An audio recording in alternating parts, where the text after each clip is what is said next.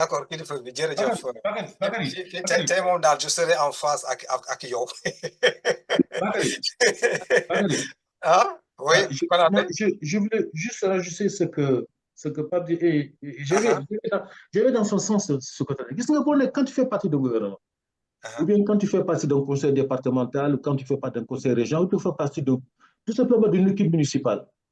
Mais quand tu sors, n'est-ce pas, que tu fais une déclaration, n'est-ce pas, que déclaration de gauche ou pas, peu importe, mais ça engage l'équipe municipale, ça engage le gouvernement, Tout à fait. parce que tu fais partie d'une équipe. C'est pour ça qu'il faut raison, il faut garder raison de ne pas dire certaines choses. Du fait que ça ne te concerne pas dans le cadre de ta délégation, et quand tu vas dans toutes les formations, moi je suis parti une fois en tant qu'élu que j'étais, mais les gars te disent attention, attention au verbe, attention au verbal de ce que tu dis quand tu sors. Parce que quand tu sors, quand tu ça engage le maire, ça engage le président du conseil départemental, ça engage du conseil régional. Et donc, effectivement, ton président peut être interpellé par rapport à, effectivement, aux mots, par rapport aux paroles qui ont été dites bien avant. Et lui, il faut qu'il est obligé de corriger cela. Et donc, je pense que, je ne sais pas, ou bien les gars, là, on les amène en formation parce que, bon, ben, voilà, ce n'est pas la première fois, ce n'est pas la deuxième fois. Ça, on dit, mais attention, ce n'est pas comme ça que ça se passe. Parce qu'aujourd'hui, tu es ministre, ou bien aujourd'hui, tu es conseiller départemental, tu ne dois pas le dire, même si tu encore. Mais il faut peut-être nuancer ce que tu dis. d'accord. Mais donner de tels regards, le micro commencer à développer. Non, ça ne se fait pas. Non, Ok. non. Mais je pense qu'il y a un minimum de formation pour ceux, effectivement, débutent dans ces fonctions-là. Parce que ce n'est pas facile, hein.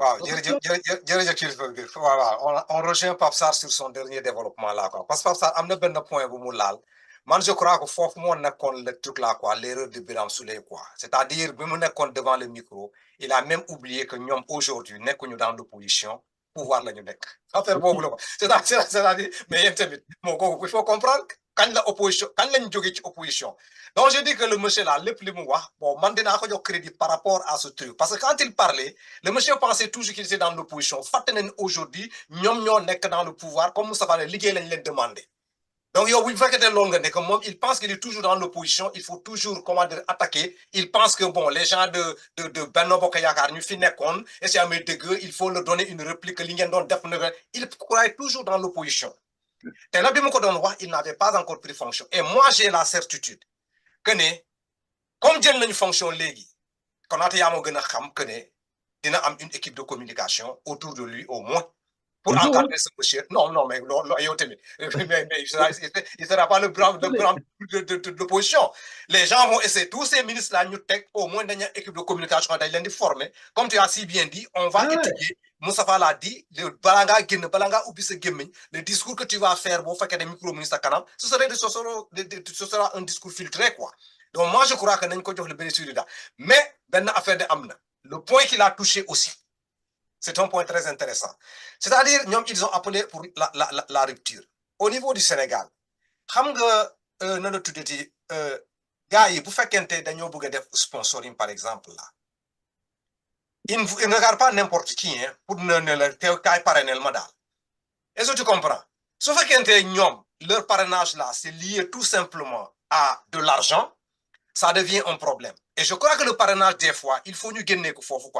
Une personne dans le pays, dans le, comment dire, dans une contrée, par exemple, mon qu'il faut, am le respect de tout le monde, mais amul dara, ngay def ben activité, nga au moins qui lañ koy jox mu parrainer ko. Qu'est-ce que sa présence là, et c'est amé deug, bu ñëwé taxaw sur le côté moral là, koku dañ koy def. Mais au Sénégal, li ñu xam ci parrainage, ce sont des gens qui sont toujours là en train de cibler les personnes qui envoient. Soit tu es la première dame, ñu yakar quelque chose sur toi, ñu on te parraine telle activité. En retour, nga tok na di calculer que la personne qui doit parrainer xaliss la ñu sentu ci moi. Mais si c'est comme ça, pourquoi ne pas aller directement et demander à la personne là, ben soutien bu nek fi bañ ko jaarale ci parrainage. Mais su fekkente les gens veulent dire que parrainer une personne, amna ben honneur bu fa nek, c'est pas parce que ce sont les personnes qui ont de l'argent seulement qui doivent bénéficier de cet honneur là, qui sont appréciation personnelle. Mais lolu au Sénégal amul. Kuñ ne kay parrainer rek, c'est parce que tout simplement amna ñu yaakar ko buñ ko défé, il y a un côté financier qui va suivre cette action là quoi. Mais lolu tamit nak, il a parlé aux gars, dañ ci baye sen xel. Parrainer c'est pas parce que tu dois avoir de l'argent. Bakary. Oui. Bakary. Oui. Comme Moustapha le dit, il aime à le dire. Donc, Moutang, Koukonan, Sugar Beta. Mais non, mais c'est ce que je suis en train de te dire. Mais cette pratique-là, comme ils ont parlé de rupture, pratique, est-ce que nous avons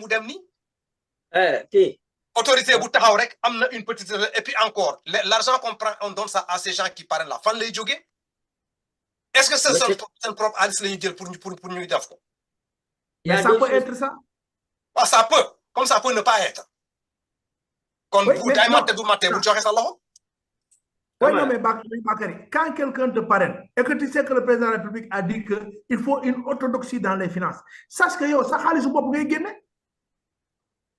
Mais attention, il ne faut pas que les gens reculent. Les gens qui sont au pouvoir, ils ont des salaires qui ne sont pas les salaires de fonctionnaires. Exact. Mais c'est fait pour ça aussi. C'est pas fait pour aller prendre l'argent public. Mais c'est fait pour que leur propre argent, qu'ils se sacrifient sur leur propre argent pour pouvoir faire des activités annexes. Exact. On ne peut pas me dire que ça, c'est mauvais. Ça, on ne peut pas me le dire. Maintenant, si toi, tu n'es pas prêt à sortir ton propre argent, parce que tu es trop près de tes sous, mais dis-le. Ouais, parrainage, moi, à le Sénégal, moi, je manque. Ils ont raison. Non, je suis d'accord là. Au niveau du Sénégal.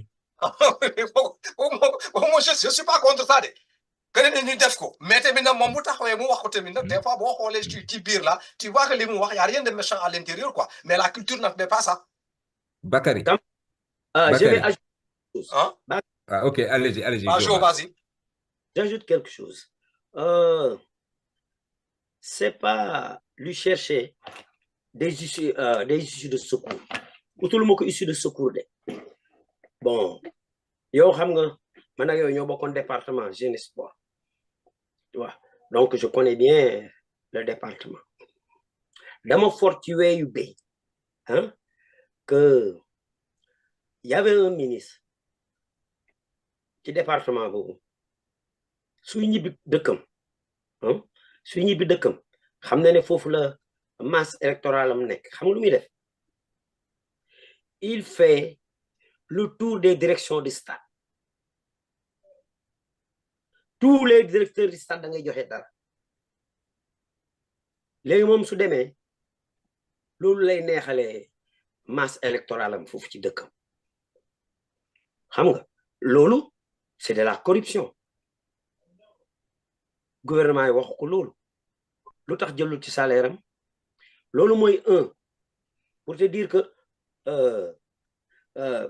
Birame Souleye il n'a pas tout à fait tort de dire ça il n'a pas tout à fait tort parce que moom xam na ne du dem di racler coffre-fort les directeurs du stade peut-être moom nitam defarew ñu ko noonu. Deuxième chose, il y a une certaine déformation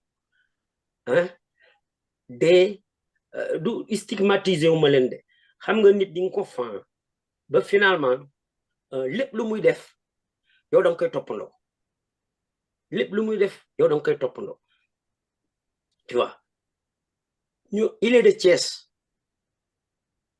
wala ma ne man fu muy tibbee day sori il est de Thiès il n'est pas le seul à parler comme ça.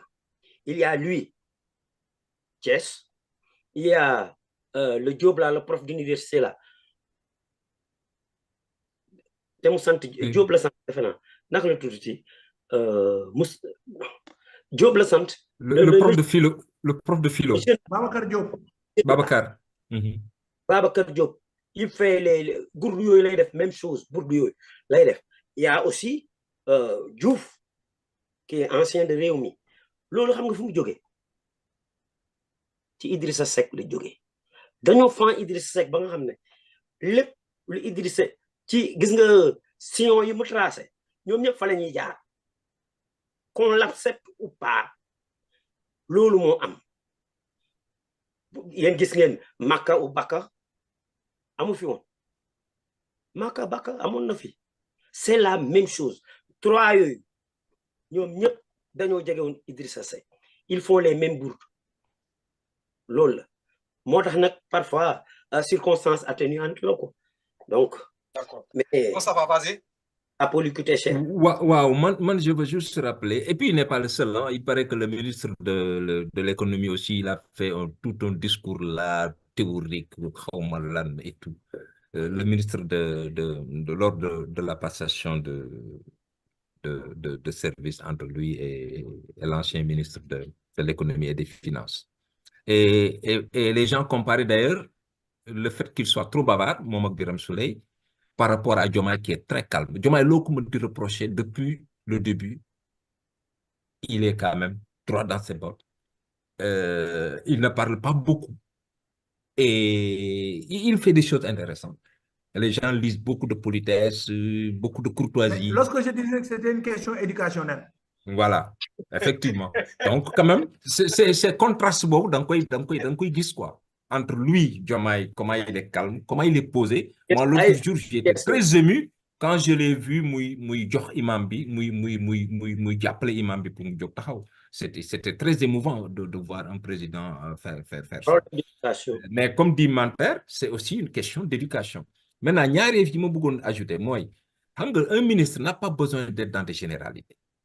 Non, un ministre plutôt n'a pas besoin d'être dans des détails. Un objectif, mën nga ko wax de façon très générale. Maanaam ñun dañoo ñëw pour une rupture, ñëw pour caaxaan. Gis nga loolu doy na sëkk. Après maintenant, comme a dit tout à l'heure Bakary, suñu la joxee invitation wala ñu jox la soutien, mun nga fu gars yi daan joxe 500 000, yow nga joxe fa 100 000. Petit à petit, les gens vont de bouche à oreille. Ah, mon terme du ah non, je bats mon pour lui. Et puis petit à petit, les gens vont te laisser en paix. Ouais. Il faut faire très attention avec les propos.